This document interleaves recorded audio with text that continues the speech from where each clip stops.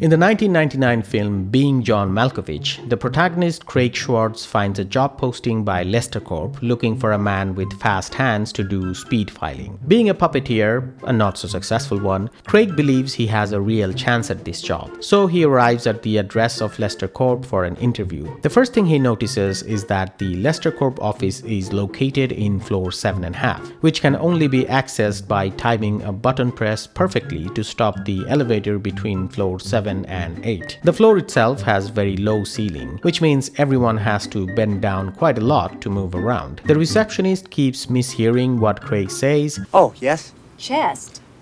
I said yes. You suggest what? His interviewer, Dr. Lester, behaves very oddly and seems to suffer from delusions about having speech impediment. I apologize if you can't understand a word I'm saying. No, I understand perfectly. Well, it's very kind of you to lie. But despite all this, somehow Craig succeeds in getting the job. On his first day, the company orients him by showing him a rather weird video about the history of the building. So you've just been bought by Sabre. And soon he discovers a short door behind a filing cabinet that leads to the inside of the actor John Malkovich. This guy. Give me the fucking floppy or the CD or whatever the fuck it is, as soon and as you give us the money, dickwad.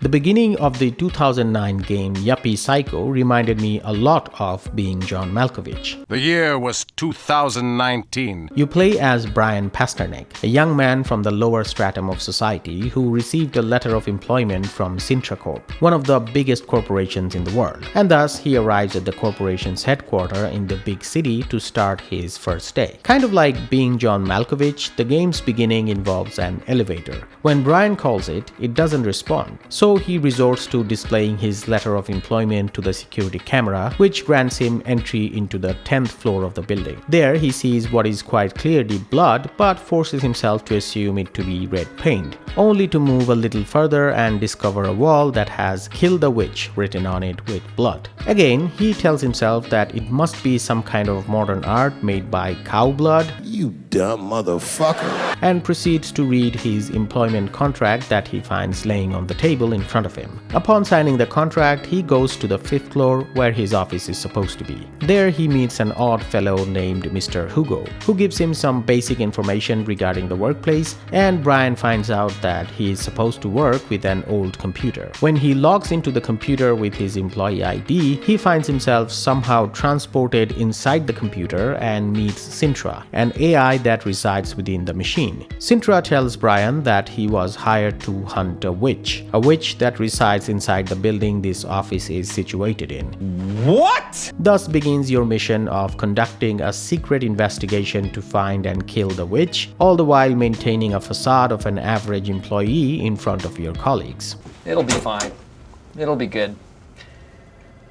Yuppie Psycho is a combat-free, stealth-based 2D survival horror that blends horror and satire with unusually great success. While it lacks some traditional elements found in survival horrors like limited inventory space or combat, for example, it succeeds in creating the same survival horror suspense and tension by having you play as a truly disempowered protagonist, all the while blending absurd comedy that perfectly satirizes the modern-day work culture and criticizes the soul-draining nature of today's workplaces. As a pixel art game, I didn't find its visuals particularly pretty, but coming from a small team as a video game, it is, in my opinion, an excellent achievement. Does it have a sad ending? The rest of the video will contain spoilers, as I will be discussing aspects of the game that cannot be discussed without spoiling some surprises. So if you haven't played the game, please pause this video, finish it, it should take about 7 to 8 hours, and get back to watch the rest of the video. I'll be here. The beginning sets up the class-divided world of Yuppie Psycho quite well. Nervous to join the first job of your life and still in somewhat disbelief about getting a job offer out of nowhere that in all metrics seems too good to be true, you arrive and find 2 others in the lobby. A girl named Kate, who gives you a sense of ease and comfort by treating you like an actual human being, but before that you get to meet Mr. Chapman, a rich elitist snob who finds everything and everyone beneath him and oozes extreme confidence and entitlement. Acknowledge me. The moment he learns that you belong to Class G, apparently the lowest societal class in the world of the game, he snaps.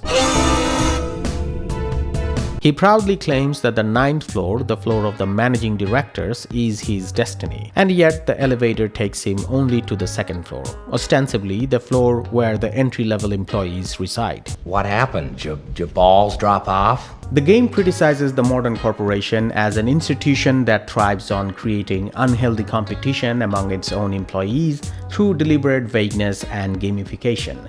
The vagueness is found in almost every aspect of the game. The contract you have to sign at the beginning of the game to officially become an employee is full of vague jargons that you quickly get exhausted by and end up signing without understanding the whole thing. You are very much unclear about what your actual responsibilities are in this company. Your colleagues don't know their own responsibilities very well either. Designations seem to be little more than just made-up titles. When asked by your new colleague Sosa, you literally make up a designation by jumbling a bunch of corporate sounding words together, and she just accepts it. Because we are getting more stupid as a species, no doubt about that. These titles are so vague and meaningless that Colonel Dumont, a horse-riding military-like character that by the sheer loudness of his personality would fool anyone into believing that he holds a superior position to everyone on the 5th floor, turns out, as you later find out, to be actually below in rank than the people he treats like absolute dirt in his motivation sessions. I am truly shocked. Printers and photocopiers have been an icon of the modern office space, and therefore they are prominently featured in stories about such places. Yuppie Psycho is no different.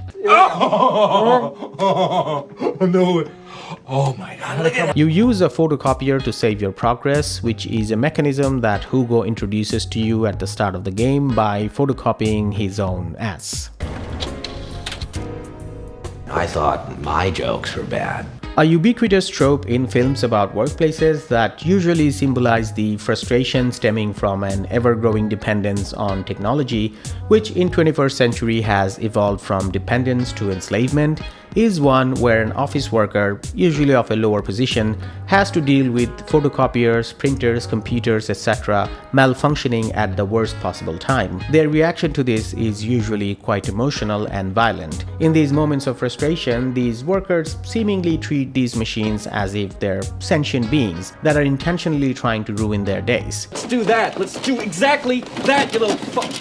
This phenomenon is depicted in Yuppie Psycho by Dot Matrix. Dot Matrix is a printer you first encounter when you go to the 4th floor for the first time. Wow! You notice a group of people surrounding a huge printer, which seems to have, for lack of a better word, bled to death. It's not a surprise that you find this printer on the 4th floor, since this floor is the quintessential office space in the whole building, with seemingly infinite number of cubicles, filing cabinets, sticky notes, and noise of typing. Later, this printer, Dot Matrix, grows fingers for legs and starts hunting you. I'm going to fuck you now. Just like an average office worker who is helpless against a malfunctioning printer, you too are absolutely not able to fight Dot Matrix. So all you do is find ways to sneak out. Matrix hunting you while you sneak around the office, huh? Anyway, eventually it confronts you head on and you accidentally end up killing it. Killing Dot Matrix gets rid of the green miasma that had engulfed the better part of the 4th floor and was seemingly turning people into green goo-spitting zombies. As a reward for such achievement, you are confronted by Colonel Dumont, who congratulates you for liberating the 4th floor and makes you Employee of the Month. This is huge. That's what she said. Even though you haven't even completed a full day of work at this company, showing the meaninglessness of these gamified systems of conveying titles like Employees of the Month in order to motivate workers to slave away. But it also shows that these gamifications do work. After killing Dot Matrix, whose green gas was almost going to kill Kate, you rescue her and bring her to the 5th floor. You decide that enough is enough and to leave this job behind and get back to your ordinary small town life. Kate, having almost losing her life wife on the first day at this job, agrees to join you in this exodus. But when Colonel Dumont shows up and makes you Employee of the Month, Kate's intention immediately flips and she decides to prove herself at work and become Employee of the Month herself. Welcome to the future, human slave! This sense of desperation to climb up the ladder of a gamified tier system is perhaps most clearly satirized in the 4th floor of the Sintracorp building, where you find the HR department.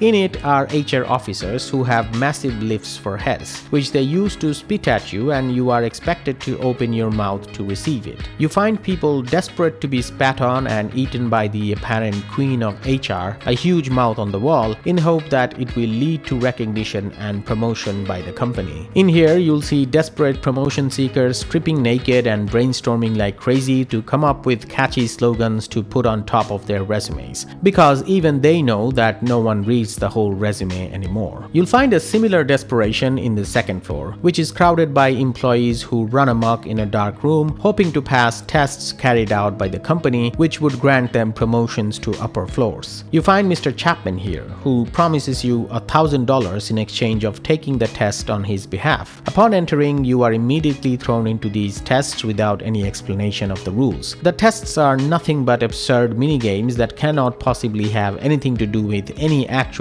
task one performs sitting on a cubicle. Yet somehow, posing as Mr. Chapman and passing these tests grant you, meaning Mr. Chapman, a promotion to the 3rd floor. Of course, he does not actually pay you $1,000. The game has several parallels to famous films, like this character in the canteen who you find eating from an empty plate, possibly referencing this scene of a woman drinking from an empty glass in Shutter Island, nodding to the idea that these workers, much like patients in Shutter Island, have also gone crazy. The resident IT guy Doshi tells you about Matrix Rising, which he means the printer.matrix, while also clearly referencing the film The Matrix, the famous scene of office sneaking from which is heavily referenced in multiple sections of the game. It's also no coincidence that the printer.matrix casts a spell of green gas which hijacks the minds of the employees exposed to this gas, almost as if transporting them to a simulated reality. Colonel Dumont and his indoor horse riding reminds me a lot of this hilarious scene from the 2014 Swedish film A Pigeon Sat on a Branch Reflecting on Existence, a masterpiece in the genre of absurd comedy. I personally didn't find the whole witch narrative of the story very compelling though. It is somewhat novel to blend the setting of a modern corporation with the supernatural, and the game manages the tone of this absurd premise and the satire of the workplace quite well.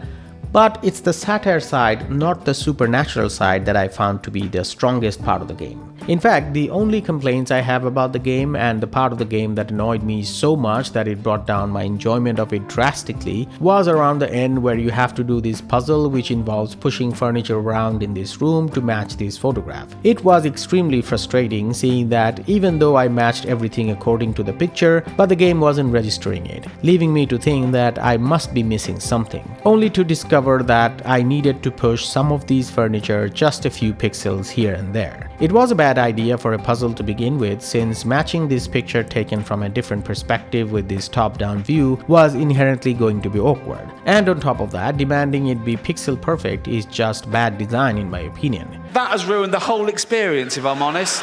Good thing is that apart from this one puzzle, the rest were just okay. Although this one boss fight, which relies on you going through a lot of trial and error, also quickly lost its horror factor and just became an annoying chore you want to get through as soon as possible. Man, I know how you feel. Again, my overall impression of the game is very good. Especially about the first 2/3 of the game, to me felt very gripping, and to think that a survival horror with no combat and rather simple puzzles managed to hold not only my attention but my curiosity consistently for so long is an achievement that even many AAA titles often fail to accomplish. I was so impressed by the sense of humor and the unique vibe of the game that I immediately went and bought the previous game from the developer. Well, it also helped that it was on a deep discount. You are poor. If you've watched the video up to this point, I'm assuming you played and finished Yuppie Psycho. Please tell me in the comments what you thought of it. Which ending did you get? Were you able to get into the 6th floor? Were you able to step inside the graveyard? If you know of any similar games, please mention them in the comments. Somewhat similar 2D pixel art survival horror that I played in the beginning of the year was Lamentum, which I had a lot of criticism about, but I also liked it a lot. Watch this video to find out more. See you in the next video.